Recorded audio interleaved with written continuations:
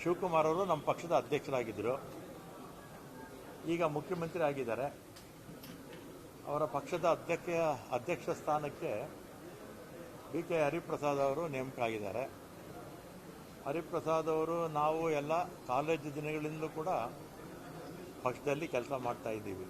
73ರಲ್ಲಿ ನಾನು government science college secretary ಆಗಿದ್ದಾಗ ಅವರು ಶೇಹಾದ್ರಿಪಂ ಕಾಲೇಜ್ ಅಧ್ಯಕ್ಷರಾಗಿದ್ದರು. ಇಬ್ಬರು NSAಯಲ್ಲಿ ಇದ್ವಿ. ಆಮೇಲೆ ಯೂತ್ ಕಾಂಗ್ರೆಸ್ಸು, ಆಮೇಲೆ ಅವರು ರಾಷ್ಟ್ರ ಮಟ್ಟಕ್ಕೆ ಹೋಗಿದ್ರು. ಅಲ್ಲಿ ರಾಜ್ಯಸಭಾ ಸ್ಥಾನದ ಜೊತೆಗೆ ದೇಶದ ಯಾವ ಭಾಗದಲ್ಲಿ AICC ಕೆಲಸ ಕೊಡುತ್ತೋ ಅವರು ಪ್ರಧಾನ ಕಾರ್ಯದರ್ಶಿಯಾಗಿ ದೇಶದ ಬಹುತೇಕ ರಾಜ್ಯಗಳಲ್ಲಿ ಕೆಲಸ ಮಾಡಿದರು. ಇತ್ತೀಚೆಗೆ ವಿಧಾನ ಪರಿಷತ್ಗೂ ಬಂದು ವಿಪಕ್ಷದ ನಾಯಕರಾಗಿದ್ದರು.